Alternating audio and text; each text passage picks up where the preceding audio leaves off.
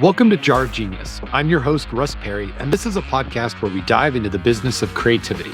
Each episode, I'll explore the minds and stories of innovative leaders and companies who have paved the way and are shaping the future for creative businesses around the world. From groundbreaking business models to extraordinary creative campaigns and the innovations of technology we use and will use ahead, I'm excited to help you not only run a creative business, but thrive in this ever-changing and always challenging landscape.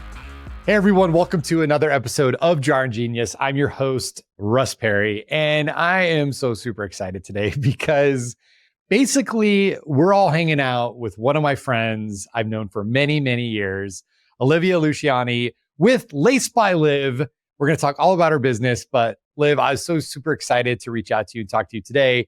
Also, you're coming in from all the way on the other side of the United States out in New York, correct? Yes, all the way on the East Coast. Excellent. Excellent. So I don't even know where to begin because I feel like we could just talk about all the things we've gone through and knowing each other through the years. But on this podcast, I like to interview brands, big and small, unique, creative people, owners, operators. And I think your business is one that I've personally been a huge fan of. I'm a client. I'm like an uninvited coach and mentor. I always just give you advice and tell you what's going on.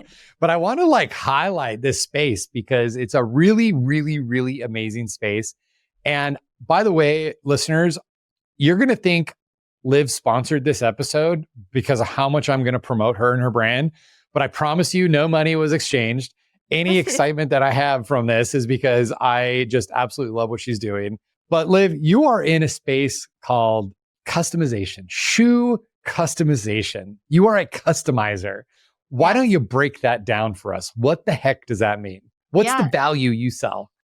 Basically, thank you for the kind words. Basically, I design shoes for people all over the world and on a big scale. I know when I mentioned sneaker customizing, a lot of people think, it's a little hobby and arts and crafts at home, but I'm actually working with big companies and doing this to scale. So it's fun. Every day is different, but I'm designing shoes for people all over the world, basically, to sum it up. Okay. We're going to work on your elevator pitch. Let me help out a little bit. Okay. So you're just not designing shoes. You're taking shoes that anyone makes, Nike, Adidas, Reebok, whatever. You take them, you break them down, you get it down to the base, and then you put colors, graphics, stencils, materials, cool laces, logos, anything you can imagine. So when she's saying what she's talking about, your brand, your company, your favorite team, whatever, you love Cookie Monster, she could do a Cookie Monster shoe for you, for sure. Have you done a Cookie Monster shoe, by the way? I have done a Cookie Monster shoe. Yes. I've done I knew it. I've done everything. Good part. Yeah. See, I forget to say stuff like this because it's just so regular to me of what I do. Yeah. Yes. There is a lot more to it, but yeah. Put brands, logos, colors, company colors, cartoon characters, you name it. So we're going to get to today. Because today you are the number one brand in this space for companies, for corporations, for large scale. You are killing it, but that's not where you started. You started, we could go way back. We could go all the way back to Buffalo State times. You're playing ball. You're into shoes. You're an athlete. It's part of the culture of basketball. But there was a point in your career trajectory where someone asked you and wanted to pay you to do something with shoes. Tell us about that moment.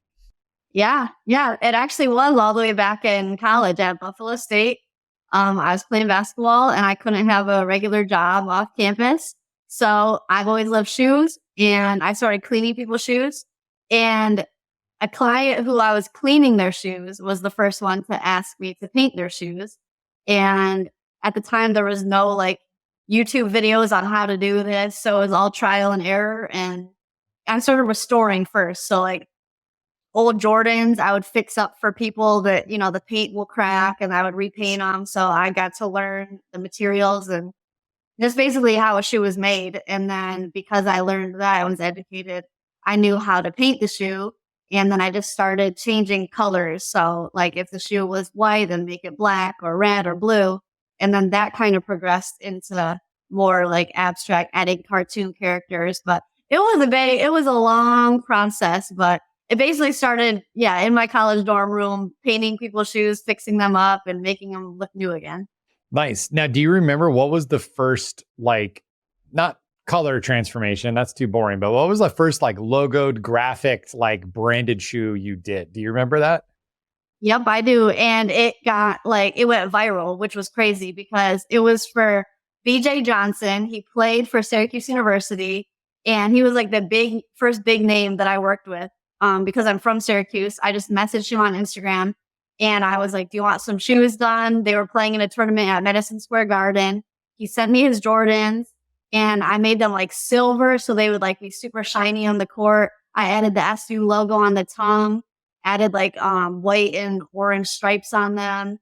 And every like sneaker blog posted them at the time. Like they were like top something, top 10. I don't remember what it was called, but it made these blogs that at the time were pretty big. So yeah, that was like the first one I ever did that was fancy and it ended up kind of blowing up. I love it. Now, I'm going to jump around just for a second here, but little basketball history for our audience. Michael Jordan was one of the first, athletes ever to identify a brand and a personality with shoe wear. Not the first, I'll take that back, but he was like the one that changed the game in many ways. There were custom shoe contracts prior to him, but he was the one where the shoe was designed around it. Obviously, there's, a lot of movies and stories about it. But in particular, what comes to mind, one of the things that he did differently was the color of the shoe. So he, was against NBA regulations to have different colored shoes, and he was able to lean into that. But since then, I mean, I'm sure there's whole shoe podcasts, so this is not one of them. There is an entire industry, secondary markets, brands like StockX, retail stores. There's a sneaker shop up the street from where I live that sells vintage and it's like a commodity. It's like collector baseball cards. Where did you see the opportunity?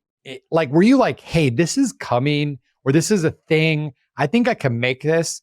Or did you not even think that much? You're like, hey, I'm just doing what I love.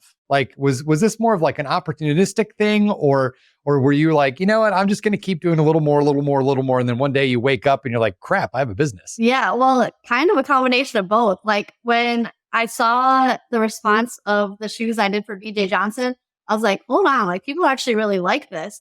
And then I started networking with, at the time in my college, whoever was coming to perform at Spring Fest, which was a spring concert. We would get like artists every year that would come.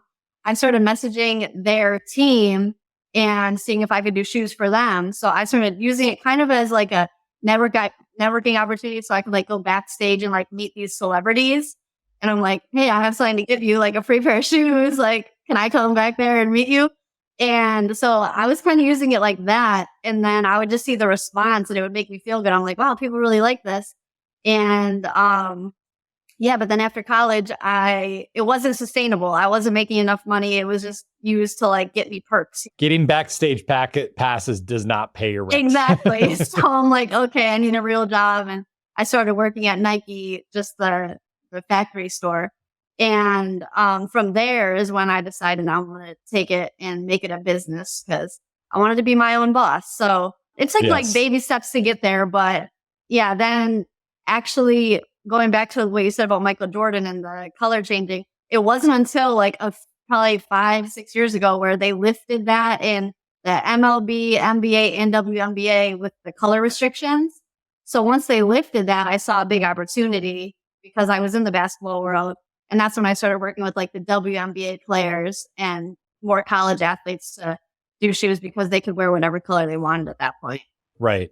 Now, when you got into it full time, how mature was the industry of customizers and people running businesses, doing custom shoes for brands for people?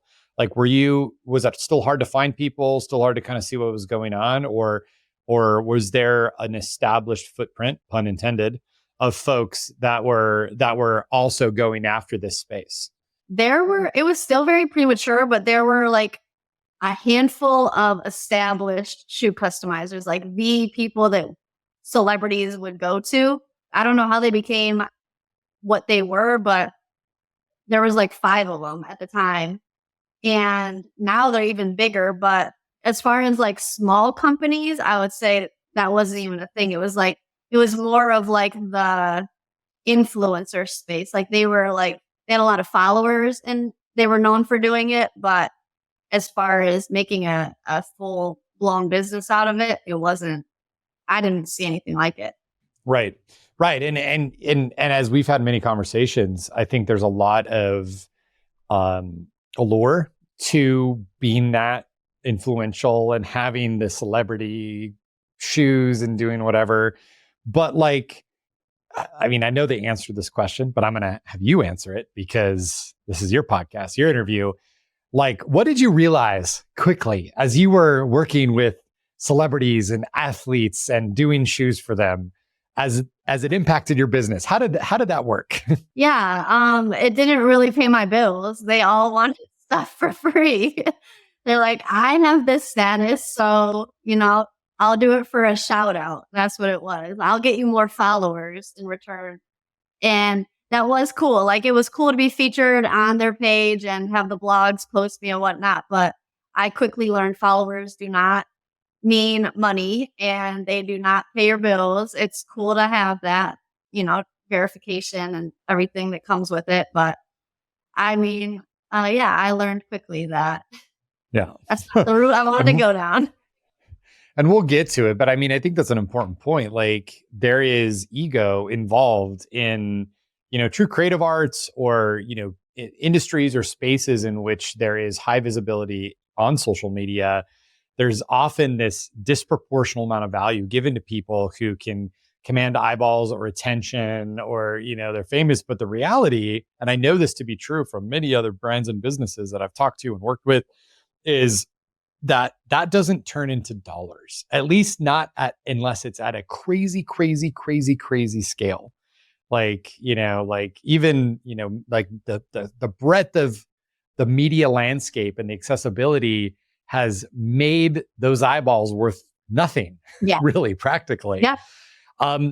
And so you went through an evolution, over, I'd say 4 or 5 years, really. And it's been, and I think that's why I want to bring you on today, because you saw that, like, look, I have a decision to make. I can either go after my ego and be cool and famous and try to go into that, or I can make some money and start to look at my business in a different way. And so, like, talk to me about that moment. And what was there another opportunity from a business or a client that came your way that was that like second light bulb to say, cool doing shoes for athletes, but bam, this is actually paying my rent finally. Yeah, no, really. Well, I remember you always saying that too. Like, I need to pick a lane. And I always knew I wanted to do the bulk stuff, but I never had that opportunity until an NFT company reached out to me just for one pair. And then one pair turned to 4. And then I was like, your audience is really, really liking these. Like, this was when NFTs were like going crazy. And they were posting them to Twitter because I made 4 for the owners. And I'm like, there's something here. Like, your audience is really liking this. What do you say? Like, we do a run for them. And they're like, all right, we hopped on a Zoom call. I pitched it to them and they're like, 100 pairs. Let's start with 100 pairs. And I was like, whoa. Like, inside I was like, whoa. But I'm like, okay, yeah, for sure. And then, totally.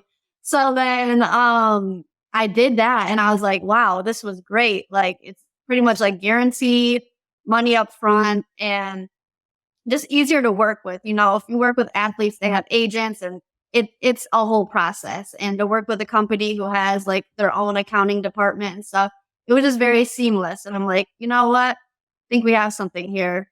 And then we ended up doing a second run. And then once I did that and posted that to social media, more companies started reaching out and I just started, word of mouth really helped. And I just started doing more bulk orders. And I'm like, okay, this is the lane I want to tackle.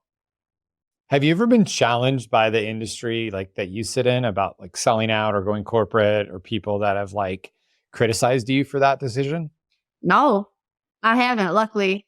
I mean, I don't know what happens behind closed doors. I'm sure people do talk, but for the most part, it's all been positive.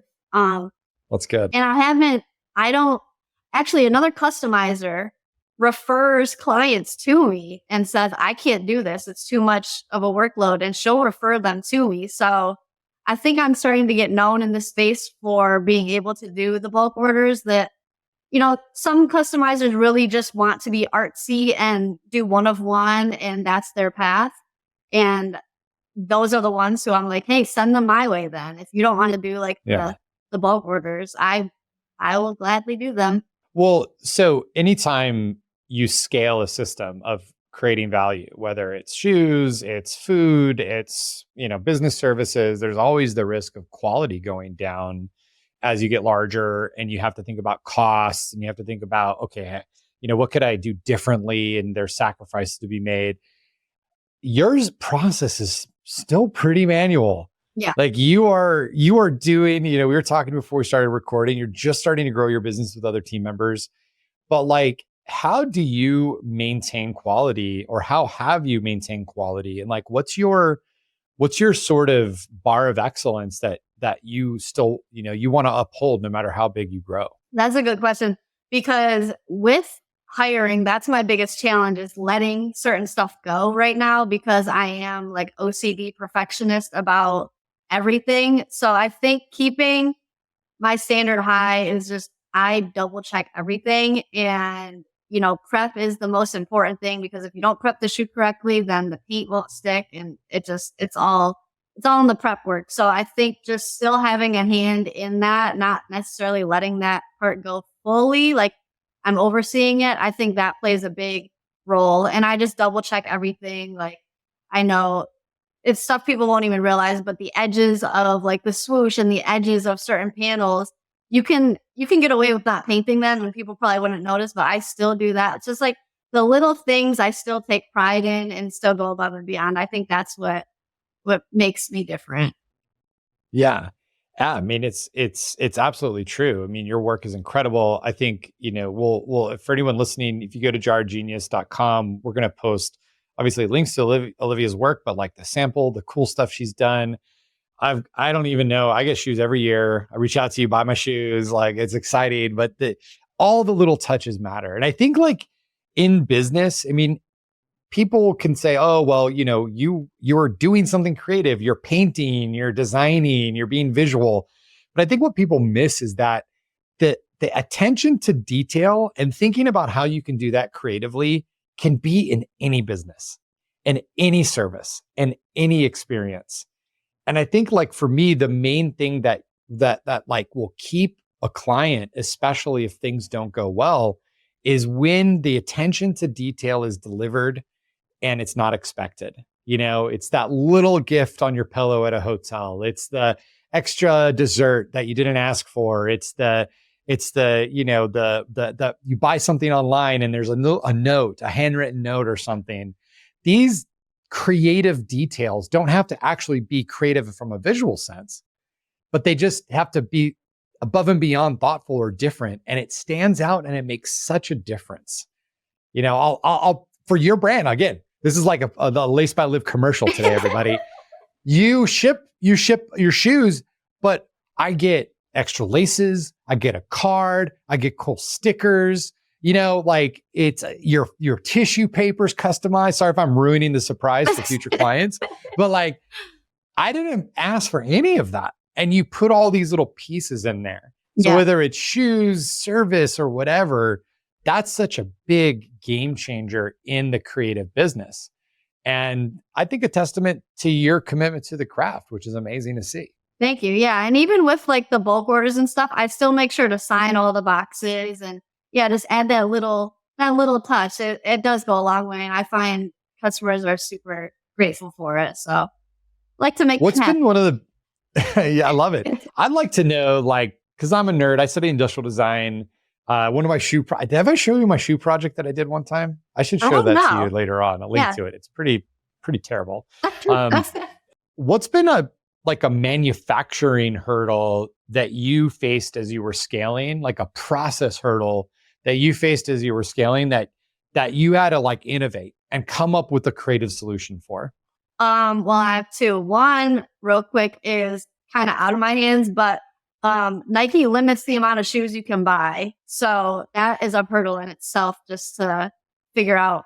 But personally, doing so many shoes at one time is like a strain on the body. Like my arm has issues from it. So I like created this device to place, they like elevates the shoe so I don't have to like be hunched over and like in this weird position. So I can stand and airbrush like an assembly line with this like cardboard tape device. I love it. Did you trademark or patent it? Nope, and I need to. Yeah, that's right. That's right. We actually talked about this shoe ordering production. Yeah. If you work for Nike and you're listening to this, please reach out to Olivia to set her up with a bulk order something. We need to get her at a wholesale account. Yeah, no, seriously. Well, that's amazing. So as you're looking ahead, so let's I'm going to kind of advance the story up a little bit. You had this this NFT company. They came in, you started doing bulk.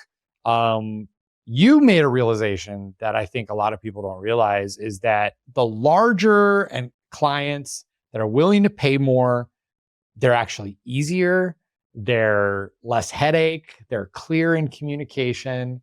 And you just had this moment and said, this is going to be my lane. Yeah. Like, I want to go down this path. Have you ever doubted that? Has there been a moment when you're just like, you got 300 boxes around you and you're like, you know what, maybe I should have just gone the influencer artist path? Yeah, there's been moments where I'm just like super overwhelmed and I'm like, when you have that many boxes in one room, it can be very just overwhelming to look at.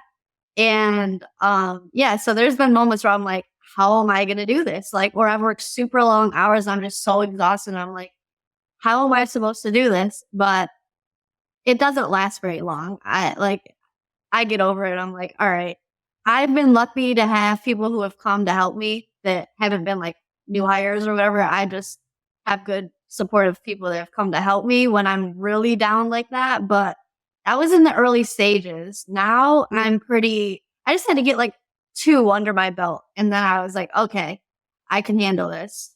And now it's still a lot for one person, which is why thankfully I did hire. But I think now I just had to get over that hurdle real quick and we're smooth sailing now. But I have a question. I mean, what's your vision? Like, what's pulling you through those moments of the impact that you want to make in the world of customizations and shoes and your art and getting people this stuff? Like, why do you do it? Because literally like 2-3 years ago, I asked for this. I literally asked. I was like, I want to do bulk orders and I want to be big with this.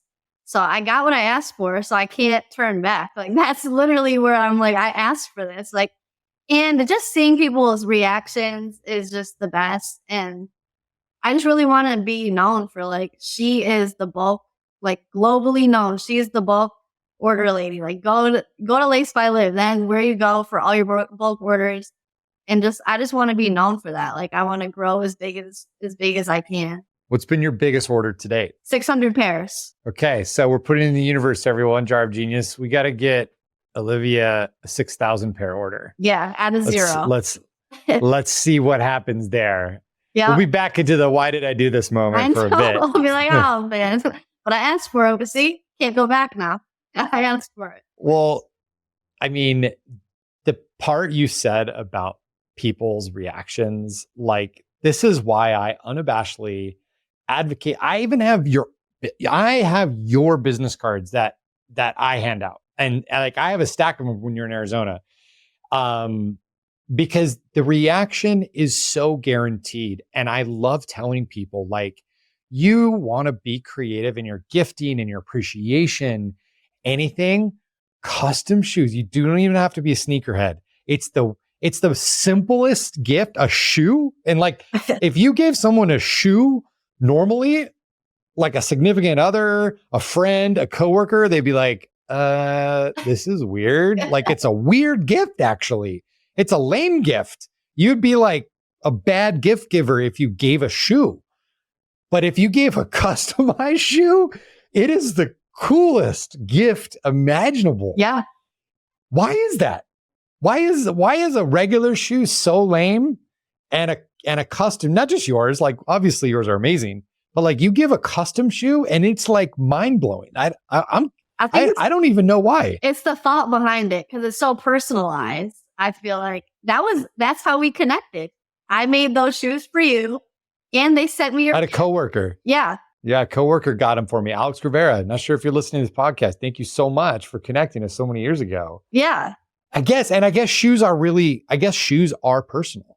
Very. Like, think about it. I mean, I wear 3 shoes 95% of the year. And then there's like a couple nights a month I'll wear a different shoe. But like it's so personal, but it's so not thought of as like, I don't know, like there's not a lot of like, for most people, like there are people who are sneakerheads, obviously in the community you're in, there are people who care a lot. But I think in general, but even if you give a non-sneakerhead a custom shoe, it is 100% guaranteed to have an incredible, thoughtful reaction. For sure. And half the people that are gifted, like when clients reach out and they're like, I want to gift so-and-so these shoes, they sit on a shelf never to be worn. They are like cherished by that person now. They don't even wear them. I'm like, they're made to wear. Wear them. Yeah. Yeah, you should see my design Pickle shoes right now. They are beat up. Like I wear the shit out of them. And you played in the Suns once. Yeah. I'm realizing I've played in them. It's good. Yeah. So, okay, looking ahead, we obviously have the growth of the orders. What's another challenge you're looking to break through as you're growing your business? I think just hiring is really the focus right now. Is just I know I hired one, but like you said, where would I get to be able to say yes to everything? Like that's the real problem I think that I need to focus on is how many people do I need to be able to say yes to everything, but not like lose quality or any of that. I'm going to go like Yoda, Mr. Miyagi philosophical on you for a second. And I can't remember if we were recording it, but we were talking about how every holidays you have to say no. Like every holidays you have to turn off orders. And we're setting the goal like, hey, this holiday season, say yes. But like, I need to give myself that advice too. Like, how many times in my life am I saying no to something because I'm afraid there's limitations. I don't know how I'm going to do it. I'm afraid of like, I don't want to let someone down. And so I say no, but you miss out. Really, you miss out. And don't say yes to everything, everybody. But like the reality is if there's the thing that you love to do, there's a thing that's driving value for your life, your business, you should say yes all day long. Yeah. And I love that mindset. Like, what do I have to do to say yes? Yeah. What do I have to do to say yes? Okay. Quick fire. And we're going to wrap this up. I know you don't, lean into the celebrity shoes as much anymore, but if there was like 1 or 2 people there that if they're listening right now, you want to do a shoe for them because you love them and they're like you're going to go out of your way and make it happen. Who is it going to be? One person? 1 or 2. Who are the top, got 1 or 2 folks in your mind that you're like, gosh, I want to do a shoe for this person. Okay. Lamar Jackson. Okay. That's the big one. Or LeBron James. Okay. I am like almost certain LeBron listens to my podcast now. I mean, we're just getting started. So he has to. LJ, get in touch with Olivia. She's gonna hook you up. Who's someone you would never want to do a shoe for? That's a good question. Who would I not want to do a shoe for? It's okay if you like offend somebody. I mean, within reason, I guess. Probably Steph Curry. I'm not a fan. Oh, that is a slice. I thought you were gonna say like Joe Biden because he's so boring or something, yeah. basketball. You're like, yeah. Steph, like, didn't even make the playoffs. Come on, man. I know that wasn't a great answer, but I'm not a fan. Did you watch the documentary though that they did? No. Honestly, I think you got to give him a chance and watch the documentary. It's pretty Really? heartwarming. I think it's on Apple TV. Double check on that, everybody. Yeah, we'll Cool. link to it in the show notes.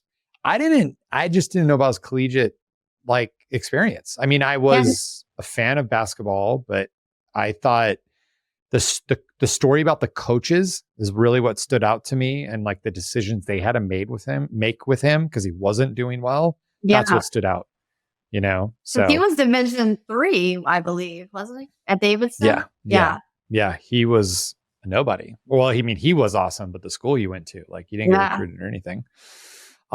Okay. So look, this has been just like, again, like I said at the beginning of the episode, like bringing a friend in.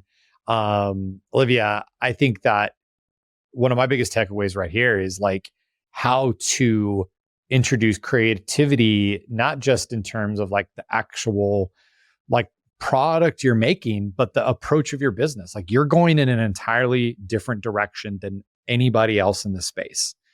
You want to be the top tier gifting corporate bulk expert and do it with creativity, quality, those little touches. And so I'm really excited to see what happens. And hopefully listeners, you go to our Instagram, Laced by Liv. We'll link to it. I mean, it is so super fun to be on there. You can even see some of my shoes. I think she has in her feed. If you search down, go down. Is that where everyone should go? Is Instagram your jam? Yeah. Is there any place else people should go to follow you or find you? Well, lacedbyliv.com, my website. That's how to contact me. And then, my big portfolio is on Instagram. So awesome. And because this is basically a commercial for you, like, what's the bulk? Who do you want to talk to? Like, where's the minimum in terms of shoes? Are we starting at 6,000 or is it a little bit lower than that? Can people contact? We can start a little lower than that, but hey, if you have 6,000, reach out. But any company, company was it like a dozen? Like a dozen is a good fit. Like 12 more than that. Yeah. Okay. Cool. Awesome. We won't get into the ordering, all of that. Go to our site, lacedbyliv.com, on Instagram. I can't wait for next season. My son's shoes this season did not do well. So we need to do better for the designs next year because obviously the Suns suck. I need to put my shooter's touch into. You see the trophy up there? Yeah. Remember? Yeah, that's right. Everyone, if you're watching the video, Olivia was in town. We were hanging out. We went to the Suns Arena. Shout out to Trainual. They had an event and she was the 3-point champion at that event. So that's right. All right. Well, again, if you want to catch up on any of the links, the things we mentioned, you've already forgotten how to get in contact with Liv, go to our website, jarofgenius.com. And we're a new podcast. So if you are listening and you haven't given us a rating, hopefully a great one, that helps us get shared out there. I can't wait to see you soon, Liv. I hope we can hang out, and can't wait for that 6,000 pair order to come in and you get really angry at me because we made it happen here. But take care and talk soon. Appreciate it. Thank you so much. Thank you so much for listening to this episode of Jar of Genius, sponsored by Design Pickle. To learn more about the topics discussed, get access to any of the links mentioned, and submit ideas for future seasons, head over to jarofgenius.com. Now, if you enjoyed the show, you know the drill. A solid rating on your favorite podcast platform helps others find what we are creating and join the conversation. We'll see you next time, and never forget, creativity is your secret strategic weapon.